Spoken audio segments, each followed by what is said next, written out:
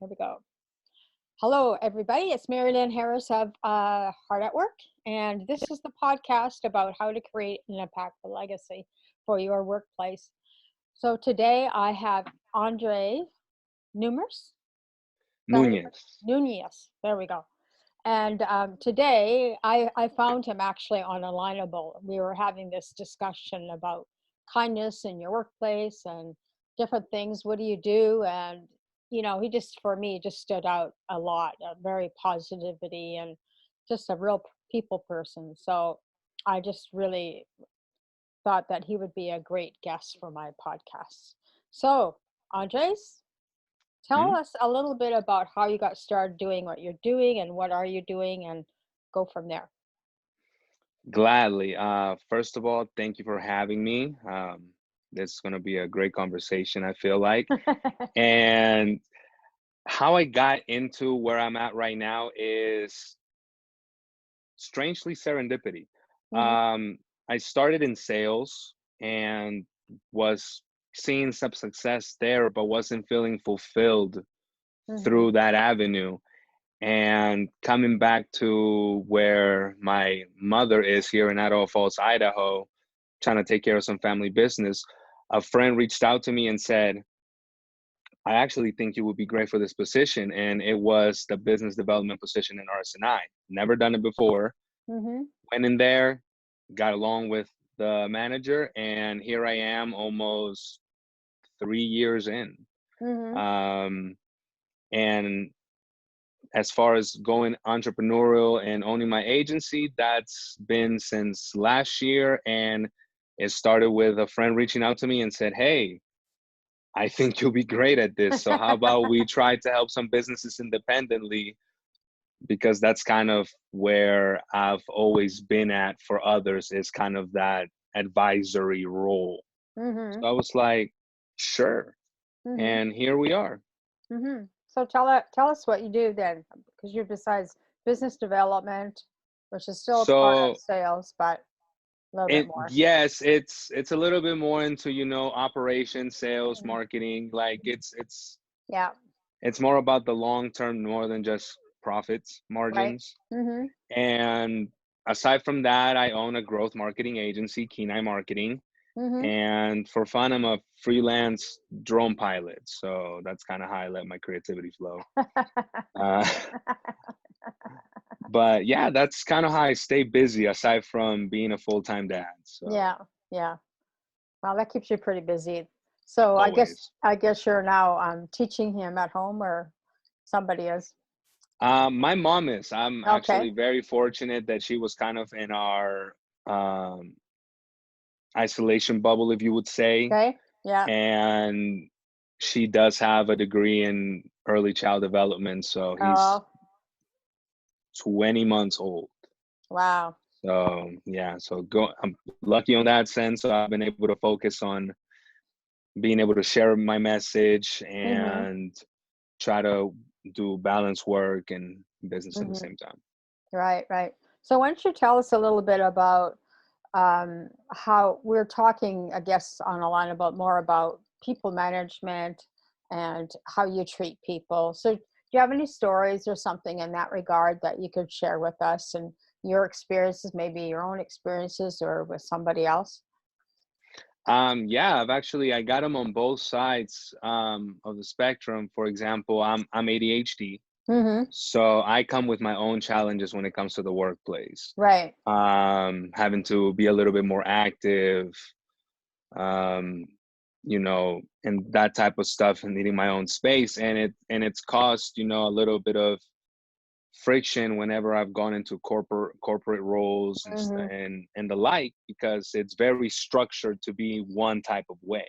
Right. And me, without trying, I've been a shock to their system, and it's seen as countercultural. So it's kind of like they try to push you back onto the other side without knowing that it's affecting my productivity, Right. Right. until I'm able to come forward and really open up the communication channel. So for example, um, there was a moment where last year, actually, in this role, very much in in this role that I'm in right now, Mm-hmm. and I was going through some hard times, and basically my mind needed to vent in a way. It needed Right. some more space. Mm-hmm. And I would find that through being able to kind of set myself apart and kind of leave my desk. And they didn't understand why I would do that. And it became something where it got reported saying, hey, this guy is out too much. Is he even working? And it became a long conversation where it would be like, and I got confronted with it. And I was actually very grateful that they did that, because I wasn't aware of the way that I was impacting others and their perception. Right. I Right. was just trying to take care of myself. Mm-hmm. And, I took that type of feedback graciously. And then I told them what happened is that Mm-hmm. my mind is so anxious right now and just going at such a fast speed that I can't sit still. Mm-hmm. I need to let go. I'm seeing in this cubicle, it ends up being that after about, let's say 30, 45 minutes, Right. I'm looking for an exit, and that impedes me. Mm-hmm. So it became when we established that communication, everything just kind of flipped over to the other side, because then we were able to have constructive talks Right. of, okay, so this is what's happening. How can we go ahead and make it so it's a win-win situation for both? Because that's kind of what the workplace should be, is an inviting place for others to be their best self. And Mm-hmm. in that way, you get the best returns. Right. Right. So that's kind of a story on my personal side. Right. Right. Yeah. And you were sharing some ideas too about when you treat other people, and it should be about them and Yes. stuff like that. So do you want to expand on Yes. that a bit? Yeah, for sure. So with that one, it was in my relationship, I'm in the relationship business. Right. We all are. Exactly. Right, right. That's what it kind of comes down to. Yeah. And you, whenever money gets involved, and profits, and people sometimes get distracted from from what business really is and what it boils down to, people's livelihoods and the connection they get with you and the trust. Right. So I've come into different cultures where everything was about me, take, and how Hmm. can we acquire without taking care of who we have right now, either as employees or Hmm. clients. Right. And that's where I saw such a big downside to business. And when you have conversations with others, to actually be able to resonate with them and be able to, for them to, you shouldn't convince people that don't, you shouldn't, let me rephrase, you shouldn't try to convince people that don't understand. Right. And the only way that people understand is by putting it in their perspective bubble. That is talking in their language. Hmm. So that's how you have to make it about them. And that's what I Hmm. mean by that, because that way you don't have to look for a reaction. Hmm. It's already something innate to them. Right. So that makes business conversations, negotiations so much easier, Hmm. because then it's not about how can we make this work, it's how can we take care of you to Hmm. get to this point. Right. And that's what I think it's crucial about speaking into the terms of somebody else's benefits. Somebody else is making it about them, because Right. then they react. It's just natural. Hmm. Yeah, because like if we feel like we're being attacked, we're going to react rather than respond, Exactly. right? Exactly. So if we can, if you see somebody, like you were saying, away from the desk a lot, you would think that they would reach out to you and say, hey man, what's going on? Like, or you got time to talk, or let's go for coffee, or just to be out of the environment to have that communication. So they brought it to your attention, and then you guys were able to Yes. come up with some terms of reference. So, Exactly. so they We would were understand. able to work through the challenges and understand that it is not me against the business, but just part of the ebb and flow of what being in business is like and having people in the business. Right. Right. So yeah, it's honestly, it can have so many conversations about that. Well, share more if you like, because I think it's really important that people hear it because, we all talk about it, but how many actually people are doing or hearing about it or willing to listen? Because, everybody's preaching, oh, you got to do this, you got to do that. And I'm like, yeah, okay, but are you? True. And another thing, I guess, going on the story that I told is how as leadership, as management of a corporation, people do want to have an open, they talk about an open door policy, Hmm. but at the same time, you got to think about how many people are actually going to come to your door. Right. Uh, I can tell you it's probably about to be 10% of people. Right. They don't want to bother you because they think they're intruding on your time. Hmm. And that's what the open door policy is. You're leaving it up to them to come to you, but as a leader, as management, Hmm. your job is to take care of them. Right. So it's always up to management to come to them and be like, how are you doing as a person? How is this affecting your productivity? Because Right. of course, let's not, we're not in the counseling business to say in every single industry, Right. but at the same time, productivity is affected by emotions, it's affected by workplace habits, culture, reputation, and things like that. So Hmm. those are things that have to be worked on daily, and Right. being able to let people shine in their own light while you take care of them as management. Hmm. Use them as the mirror of what you want. Hmm. Hmm. Yeah, I was speaking with somebody, because I was just kind of curious about how kindness is in the workplace these days. And I was speaking to some gals and I just asked them, do you think kindness is still needed in the workplace? Or I'm just curious. And so they all looked at me and said, oh, we need it more now than ever. So, and I said, well, what do you mean?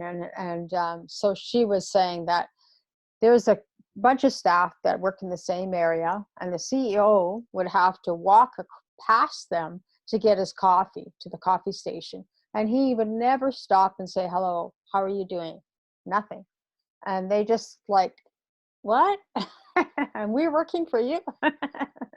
So anyway, it's an interesting story. And Yeah. honestly, that's a generational thing when it comes to business culture. Hmm. Uh, Back in the days of, Model X management, Right. is that you've worked so hard to earn your keep, Hmm. you are on a pedestal, Right. and that it trickles down. Right.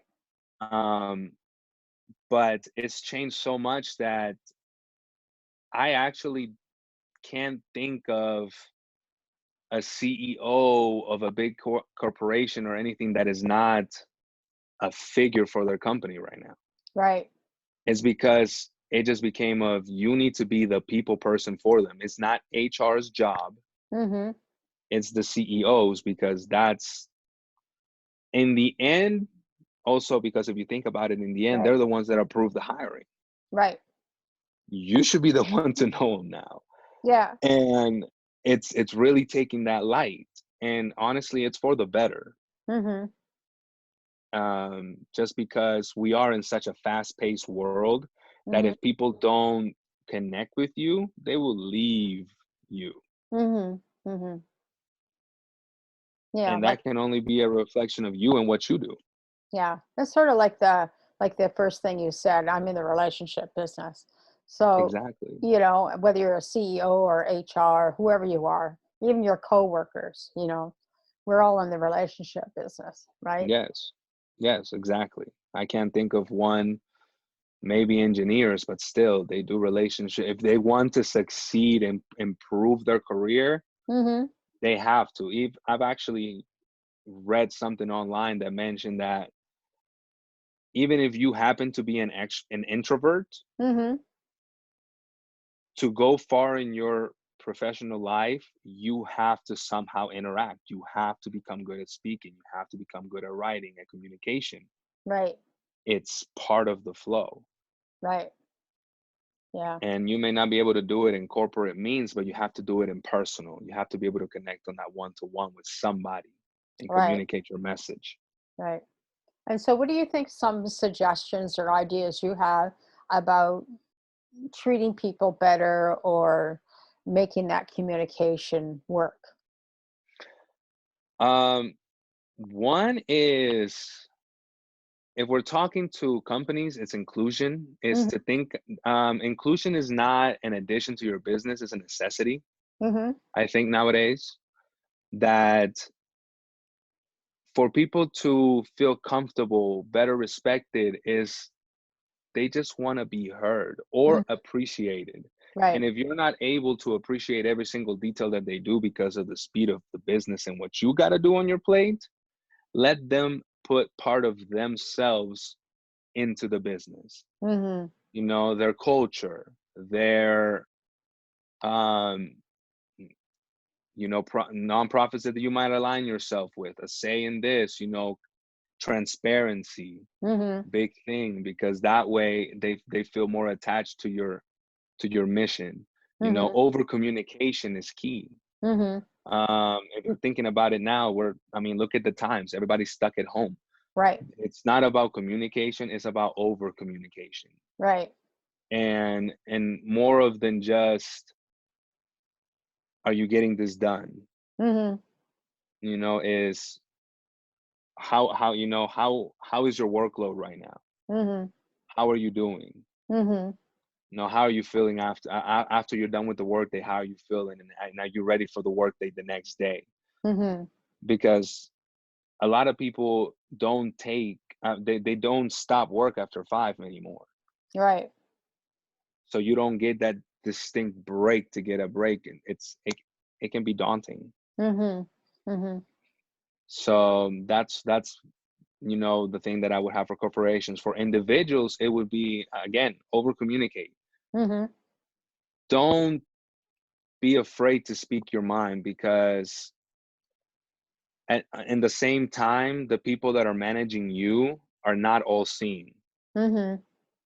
You have to, and if honestly they're not welcoming about your honesty and your transparency and what you need, maybe you need to reconsider. But Right. it's about starting that conversation Mhm. and Right. not letting it be on the individual, on you, to get across and reach out. Don't let it be on you that this thing fell through or that all of these problems happen. Be a little bit more proactive and see if Mhm. they're able to help. Right. Yeah. um that's actually, be solution minded would be the last one. Mhm. um I know problems arise for people, but always try to look either at the bright side of what could happen or the possible solution, and always present it. Mhm. Because one thing that both you and management won't want to do is have to come into accord on what is the best way. Always present it, Right. because one, what's best for you. Mhm. Mhm. And for the company is, truly listen Right. when people are talking.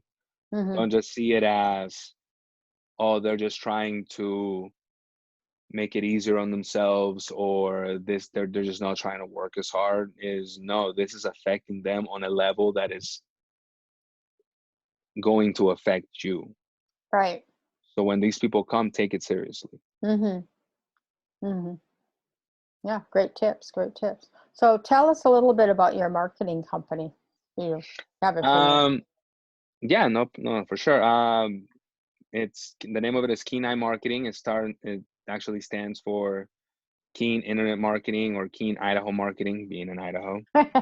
uh, and yeah, basically we're a growth marketing agency, because there's been there is such a focus to either build brand or build business, Mhm.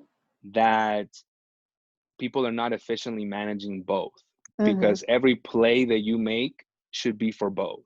Mhm. If you don't have short-term and long-term goals that align and are being shared over digital channels, over internal channels, then you're missing out on a lot of opportunity.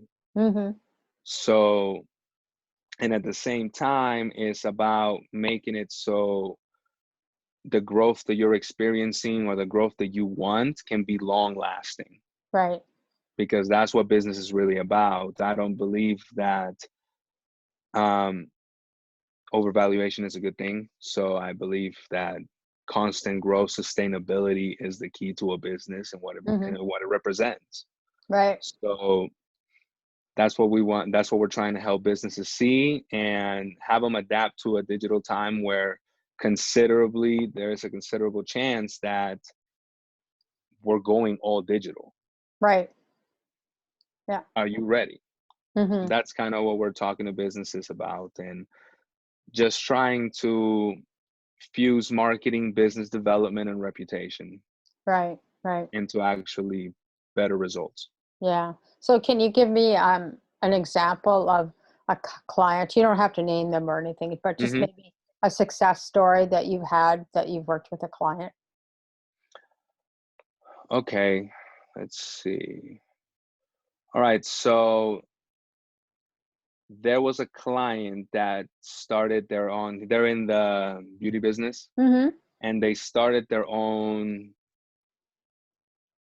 they they have their beauty school kind of training Mhm. people. They started a barbering location where they wanted to actually develop people and kind of create a new culture about barbering in this area, Right. because we have Right. many. And got along with them, and basically what we did is we created a content strategy for them and develop funnels so they can create appointments and get their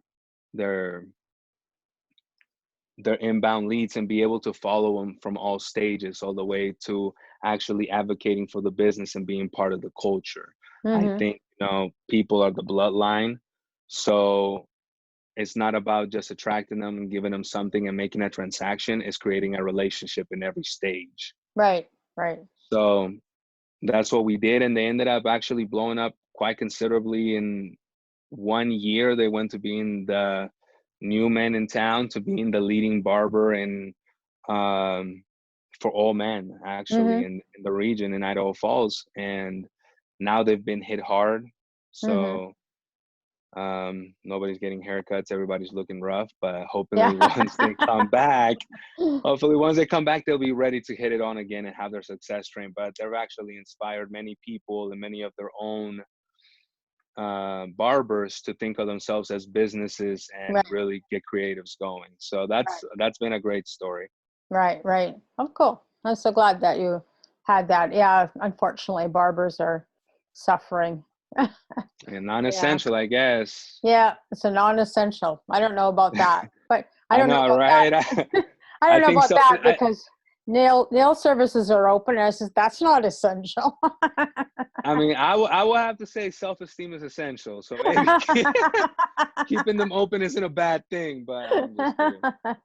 No, I'm glad that everybody's safe. So Yeah. um, I'm talking actively with them, seeing how they can,